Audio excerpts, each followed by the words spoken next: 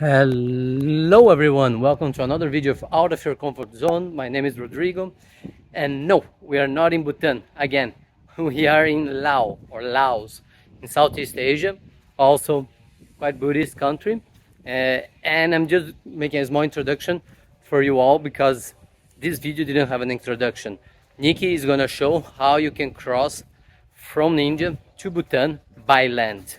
And remembering, like, once you cross to Bhutan, you will need a guide there.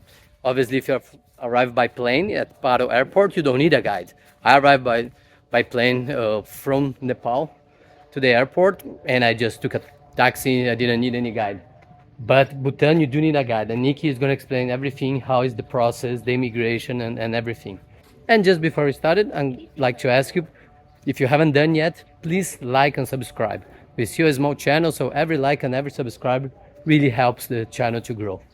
So that's it. Let's get to it.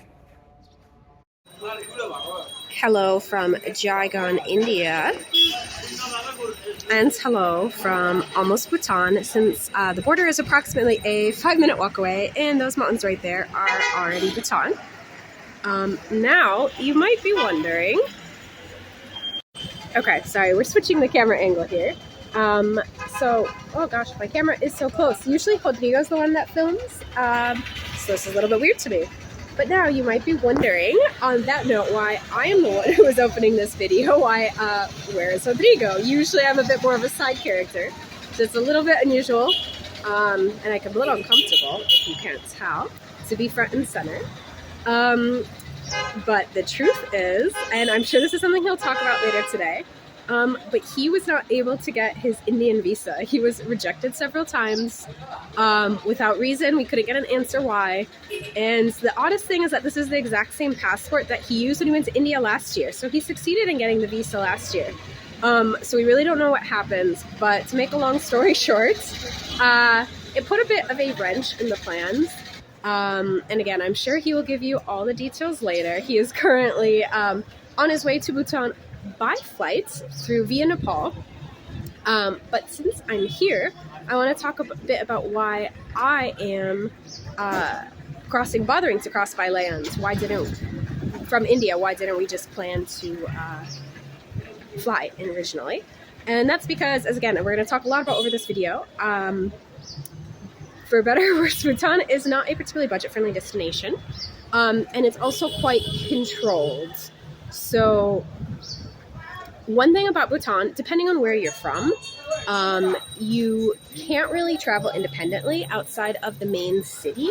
So for example, if I were to try to make this crossing by myself, they wouldn't allow me on the other side of the border unless I had a guide waiting for me. So we've arranged all of that. That's another reason why I didn't also reschedule everything and try to fly in with Rodrigo, because we already had arranged for the guide to come and meet me at the border.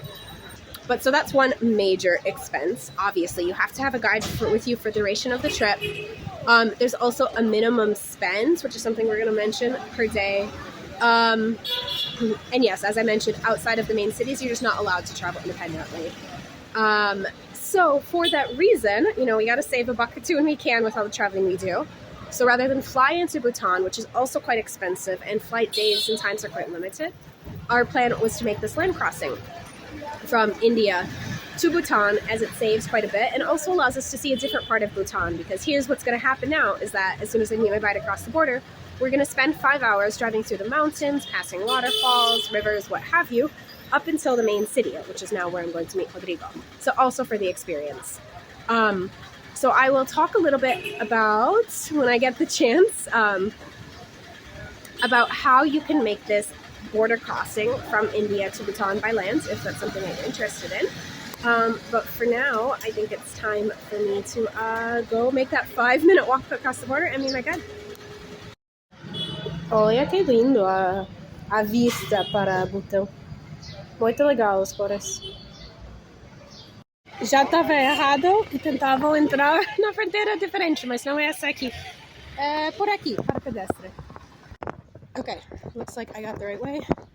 I got a little confused, tried to take the vehicle border, but here's the border wall, and here we go. Looks like I was wrong again. The border, I thought the border is the border, but first you have to go to the Indian immigration office to get your departure stamp, which I did not know about. I thought I could get it right where I was. But then no one could tell me where the immigration office was. They couldn't show me on the map. They just kept telling me to take a tuk-tuk. I didn't really want to take a tuk-tuk. So I asked my Bhutanese guide. I guess he's already on the Indian border, so he's going to come meet me and then show me where it is. So to be determined, but a little more complicated than I was expecting. And a lot of people yelling at me, so that's fun. Okay, had to take a tuk-tuk anyways to immigration, so we'll see. Okay, I was rescued by the guide. He came and got me in a tuk-tuk, and we made it to the immigration office, but there's nobody here. So I don't think they have that many foreigners who try to cross by land, because everyone feels a lot of confused, or everyone seems a little confused, and there's a lot of yelling, so wish us luck, I guess. Uma protesta para limpar a cidade. Dos estudantes, parece.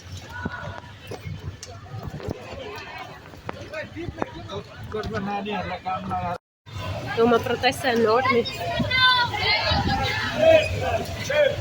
Very windy road.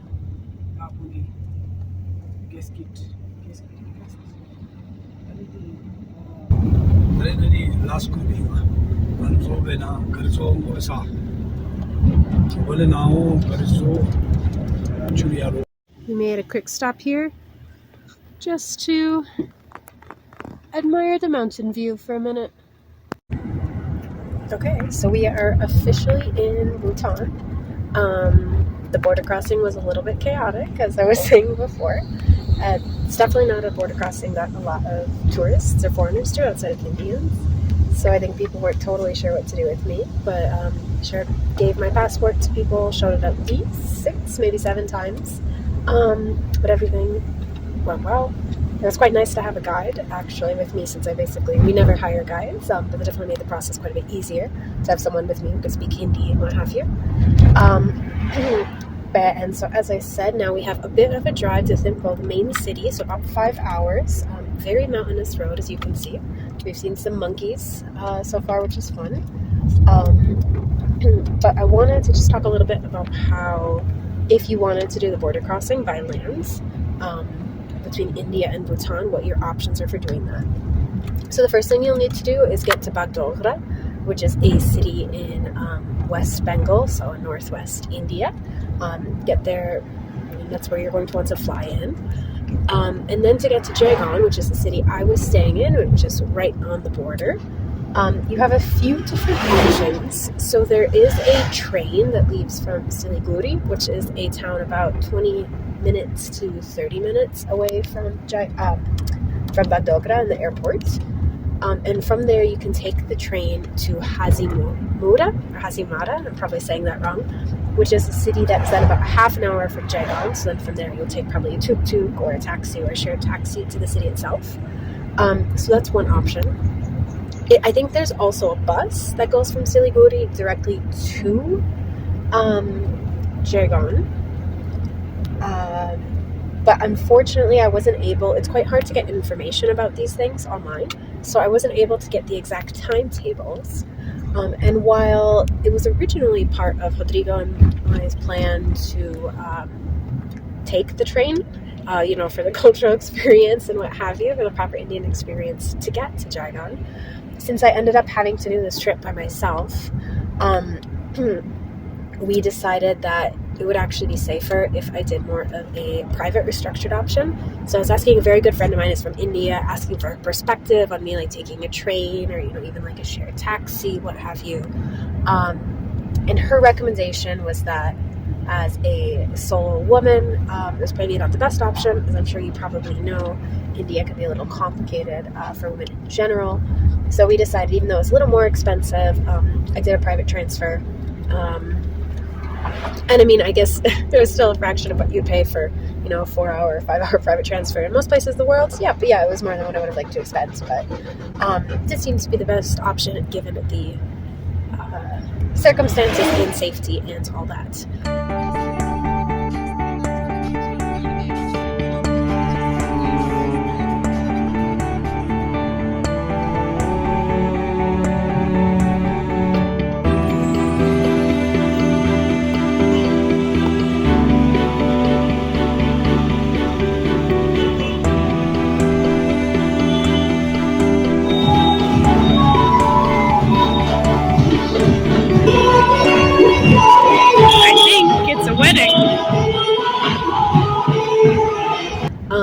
And so moral of the story is, unfortunately, I'm not able to show you what it's actually like to take the train or the bus, or give you exact times and what have you, more details. But if anyone has done that, if you could leave some comments, that would actually be very, very helpful. But for now, we are continuing up the mountain. Look at this place. Wow. And here is a lovely little restaurant. We're going to stop for lunch. Really nice. And unfortunately my camera's not very good, but a beautiful waterfall there. Looks like a fairy tale.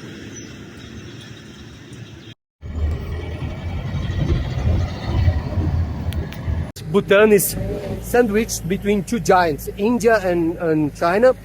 So that's where you wait for your bags. It's pretty cool.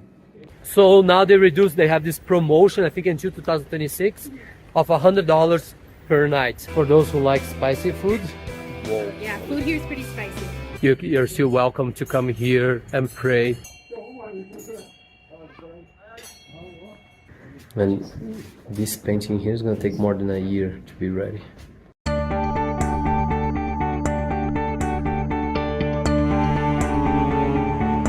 And here, my friends, the Himalayas.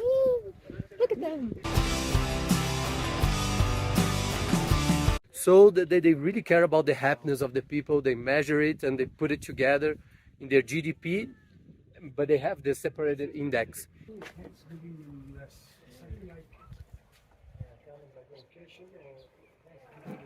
You don't want to? Don't say diarrhea. Just feel me. So Nikki had food poisoning. Welcome everyone, welcome to another video of Out of Your Comfort Zone, and welcome to Bhutan, the last Shangri-La in the world. Shangri-La, kind of.